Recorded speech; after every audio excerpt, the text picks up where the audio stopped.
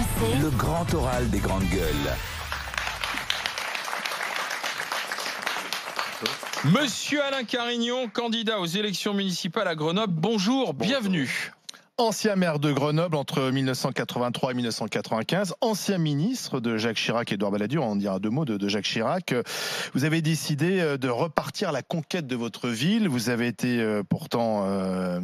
Vous avez connu beaucoup de gloire en politique et puis aussi des malheurs. Vous avez été condamné en 96 pour corruption. Vous avez fait près de 2 ans et demi de prison.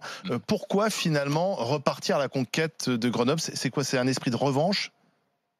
Parce que l'état de la ville tel qu'il est aujourd'hui, factuellement, en matière de recul, y compris d'ailleurs en favorisant le réchauffement climatique par une bétonisation de la ville, à la fois par ses difficultés en matière d'insécurité, par son appauvrissement et sa paupérisation, par la ghettoisation des quartiers qui rend la situation assez explosive, l'absence d'attractivité, des grands problèmes de mobilité, de déplacement. Tous ces sujets-là m'ont amené avec des collectifs de la société civile de dire il faut que nous fassions quelque chose. Pourquoi vous? Au départ, j'ai regardé, on a cherché, et puis mon expérience avec ses hauts et avec ses bas, avec ses difficultés, avec ses fautes, nous avons analysé tout cela ensemble, et on s'est dit que cette expérience, si on en tirait les conséquences, si on en tirait les leçons, pouvait être positive pour l'avenir. Il y a un sondage qui vous place en 2e position. Le maire sortant, Éric Piolle, arrive en tête du premier tour, et vous serez 2e devant la députée macroniste de l'Isère, Émilie Chalat. Donc c'est plutôt bien ce sondage. C'est un point de départ, parce que je crois que notre démarche qui consiste à écouter les Grenoblois, à les rencontrer, à les respecter et à voir comment avec eux on peut bâtir un avenir qui soit digne de la ville, cette démarche-là, elle est authentique, elle est sincère, elle est sans intérêt, puisque je n'ai pas un avenir à ménager, j'ai une totale liberté par rapport au candidaton, et donc cette démarche-là, je pense qu'elle est de plus en plus comprise, et l'alternative à laquelle beaucoup de Grenoblois aspirent est en train de marcher, de se faire entendre. Question, Didier Giraud, Laurence Fournier et Anas Kazim. Didier? Écoutez, monsieur Carignon, je pense qu'on a un point commun, on est ni vous ni moi des colleurs d'affiches du maire en place. Cependant, cette ville de Grenoble, moi, je n'arrive pas à comprendre comment on peut être à cet endroit-là et avoir de tels problèmes environnementaux, quoi. Aujourd'hui, cet aspect cuvette, cet aspect, c'est aussi pour moi un vrai argument. Autour de ce micro, on me dit toujours que les problèmes d'environnement, c'est d'abord l'agriculture. Et il se trouve que à Grenoble, c'est pas l'agriculture et il y a des problèmes environnementaux, d'air entre autres. Qu'est-ce que vous comptez faire au cœur même du sujet de Monsieur Piolle, quoi? Écologiste. Le sujet, c'est qu'on est une ville qui développe les îlots de chaleur. C'est-à-dire qu'on a bétonné, on a densifié, on a mis du macadam, on a mis du béton même pas poreux, on a construit des quartiers entiers, qu'on appelle d'ailleurs éco-quartiers, avec une absence totale d'espace vert. Pour parler au Grenoblois, un quartier comme la Presqu'île, c'est 1 mètre carré d'espace vert par habitant. La ville de Grenoble, aujourd'hui, est à moins de 12 mètres carrés d'espace vert par habitant, alors que la moyenne des grandes villes, c'est 48. On est devenu la première ville de France, hors région parisienne, en densité. On a dépassé Villeurbanne. Et donc, tout cet aspect-là est considérablement négatif, contribue au réchauffement climatique. Alors, qu'est-ce que je propose dans mon programme? C'est un moratoire de la bétonisation.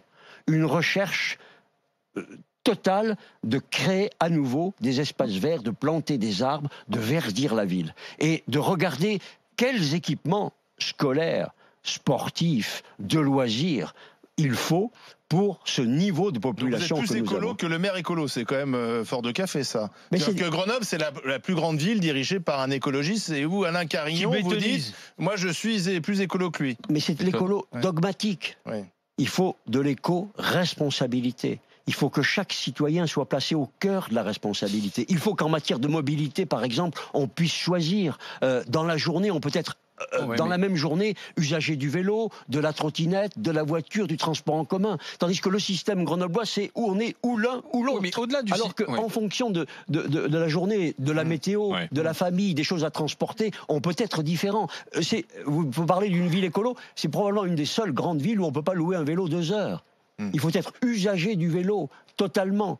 Ou pas. C'est donc, vous voyez, ce système dogmatique qui ne fait pas confiance aux citoyens, qui ne lui donne pas la possibilité de choisir et de tenir compte, bien entendu, de son empreinte carbone, parce qu'aujourd'hui, tout le monde est responsable et tout le monde est capable de choisir, de faire attention. Vous avez plein d'idées, mais au moment, à l'heure où il y a une défiance comme jamais à l'égard du personnel politique, qu'on accuse à tort et à raison d'être au pouvoir pour de mauvaises raisons, est-ce que vous êtes le meilleur symbole, finalement, pour partir à la conquête de cette ville et pour vous présenter au municipal? Le passé, il existe.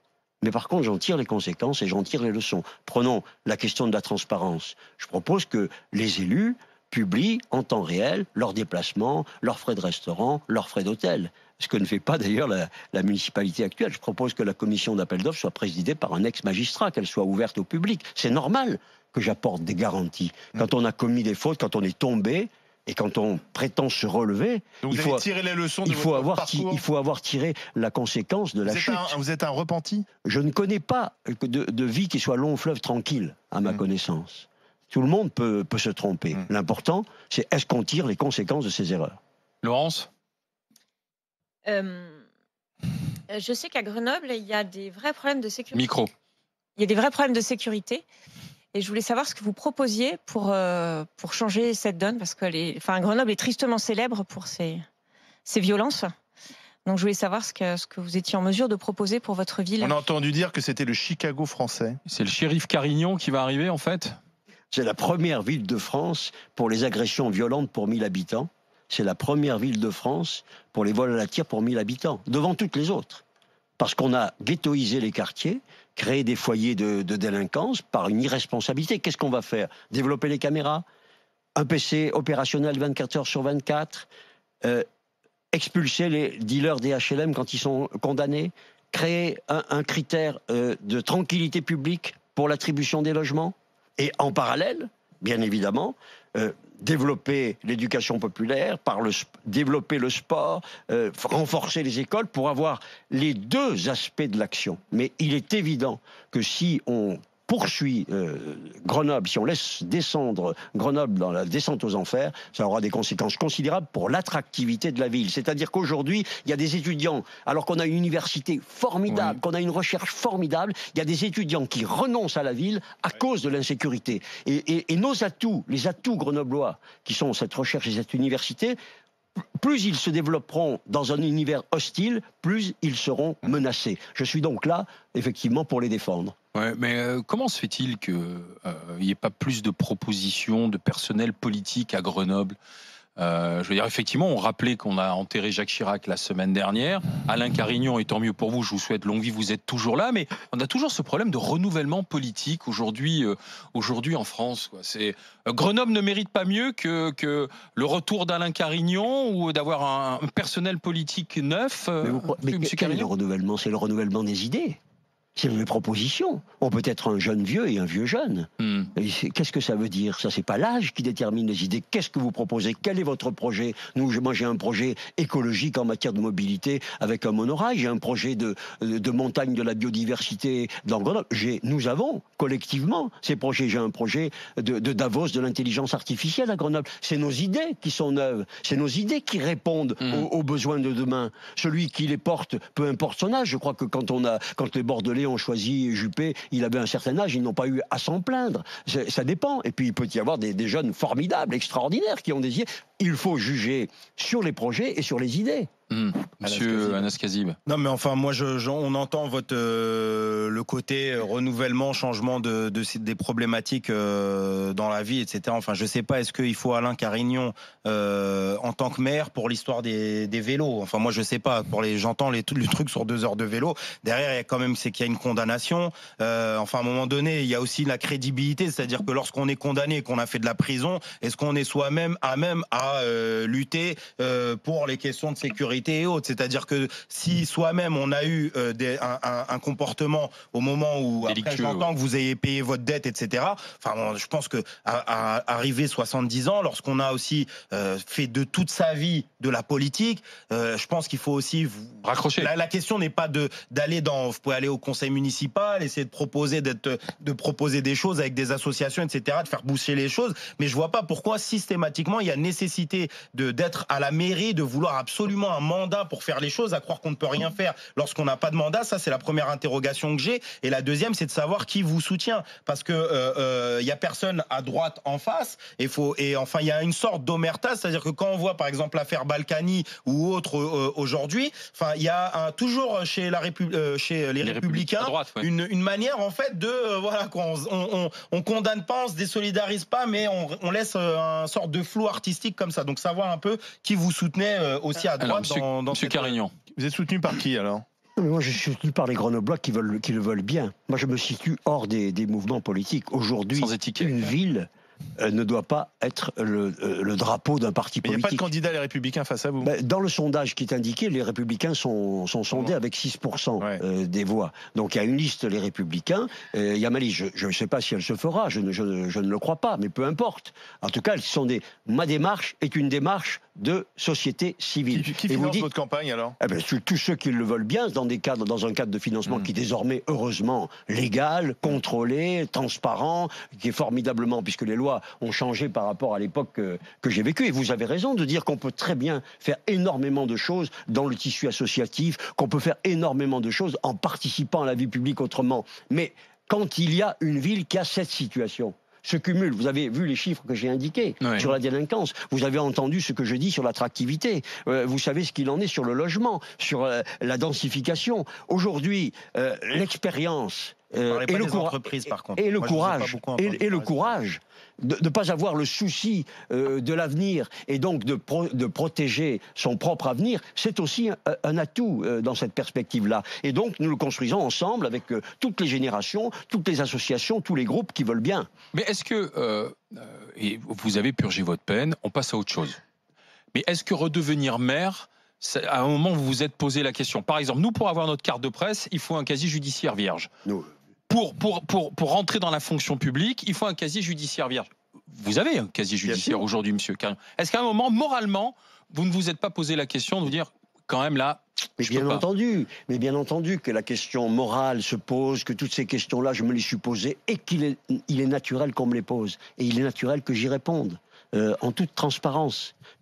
J'ai été condamné. Parce que je me dis, est-ce que vous ne cherchez pas finalement à une élection pour vous dire, c'est lavé, le passé est lavé? Absolument pas. Ce n'est pas parce que j'ai été réhabilité, ce n'est pas parce que la justice a pris une décision favorable, après, comme tout le monde, comme tout citoyen, que cela efface la faute. Elle existe, elle demeure. Il n'y a pas de volonté de l'effacer. Absolument pas. C'est pas le sujet. Le sujet, c'est l'avenir. Avec qui on le construit et comment on le construit.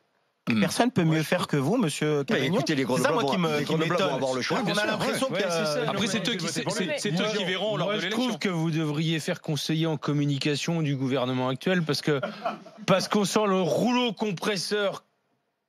Enfin, sur ce plateau, on ressent l'énergie que vous véhiculez et ce rouleau compresseur. Ça vous manquait la politique. Qui est hyper huilé sur le fait que, certes, on ne fait pas abstraction du passé, mais on travaille à l'avenir. C'est les Grenoblois, c'est la vague des Grenoblois qui m'emmèneront au pouvoir. Je trouve que vous êtes très fort et votre conviction, je pense, peut vous emmener très loin.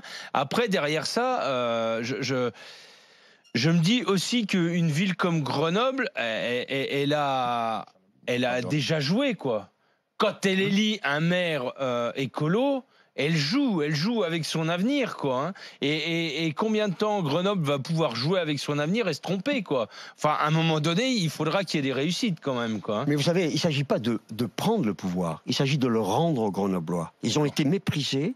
Ils n'ont pas été écoutés, ils n'ont pas été entendus, ils n'ont pas été considérés. Sachez que avec la politique de la ville, c'est 200 à 300 licenciements dans le commerce et dans les services qui ont été effectués. Un plan social, sans considération aucune pour ceux qui sont concernés. Donc, moi, j'ai déjà donné des preuves de rendre le pouvoir. Quand j'ai été élu maire pour la première fois, mon premier acte a été d'organiser un référendum pour que les Grenoblois décident ou non du tramway. C'était le premier référendum des grandes villes. Je pense que l'on peut rendre le pouvoir pour que celui-ci se construise, que la décision se construise avec ceux-là même qui sont concernés. Alain Carignon, vous avez une carrière politique importante, on l'a dit, vous avez été ministre et vous avez été notamment ministre de l'Environnement dans les années 80, au moment de la catastrophe de Tchernobyl. Je fais ce rapprochement parce que quand il y a eu Lubrizol, il y a quelques jours, certains ont parlé du syndrome de Tchernobyl. Ouais, les autorités nous disent il n'y a pas de problème, le nuage de fumée, on risque rien.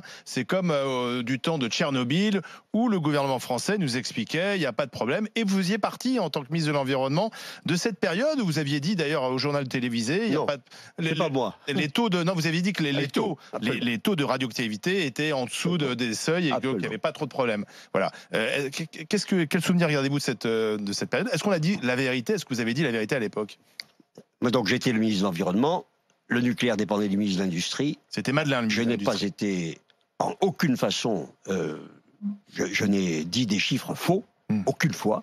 D'ailleurs, ça n'a été contesté par personne. Je donnais les chiffres au moment où on vous les donne. C'était le service central des rayonnements ionisants qui vous disait, voilà la situation. C'est pas moi qui peux déterminer les chiffres de radioactivité. Ce sont des fonctionnaires d'État.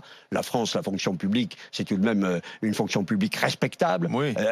Parfois, elle est défaillante. On voit ce qui s'est passé à la préfecture. Elle peut être défaillante, mais respectable. Oui. Et elle ne communique pas des chiffres faux. Voilà. Et aujourd'hui, Édouard Philippe, qui est très attaché à la région, Normande, je l'imagine. Je n'imagine pas qu'il communique des chiffres faux. Il communique des chiffres en temps réel. Le problème dans ces événements-là, c'est qu'on ne peut pas déterminer les conséquences à moyen et à long terme de ce qui se passe à l'instant T. Donc la très grande difficulté de communication, c'est pour ça que je ne lui jette pas la pierre. Je ne suis pas là pour assommer les autres. La très grande difficulté de communication, c'est que donner des chiffres à l'instant T, sans pouvoir déterminer les conséquences de moyen et de long terme et répondre aux questions sur les moyens et long terme, parce que c'est une inconnue, ça rend la tâche très difficile. Et ça crée, ce que vous dites, le soupçon, puisqu'on n'a déjà pas confiance dans la vie publique, parce qu'on n'a déjà pas confiance dans les pas confiance dans les journalistes, confiance en personne. Et donc, le public se pose la question. Mais en quoi un Premier ministre aujourd'hui ou un gouvernement hier pourrait-il décider de communiquer des chiffres faux sur des questions aussi importantes? Qui peut le croire? Merci Alain Carignon d'être passé par le grand oral des GG. On se retrouve demain avec Maxime Niedo qui est étudiant en histoire, Barbara Lefebvre, enseignante et essayiste, Jérôme Marty, médecin généraliste. Nous serons aussi avec notre confrère Mohamed Sifawi qui publie un livre sur l'islamisme, la taqiyya, la dissimulation, et Nicolas Vanier, l'écrivain et cinéaste, l'explorateur, pour son film Donne-moi des ailes. C'est après-demain mercredi, voir lui l'écologiste, ce qu'il pense de ces mouvements écologistes radicaux qui petit à petit prennent de la place dans le débat public. Passez une bonne journée. Salut Laurence, Didier, Anas, Monsieur Carignon. Bonne journée et à demain 9h en direct. RMC. Alain Marchal, Olivier Truchot. Les grandes gueules.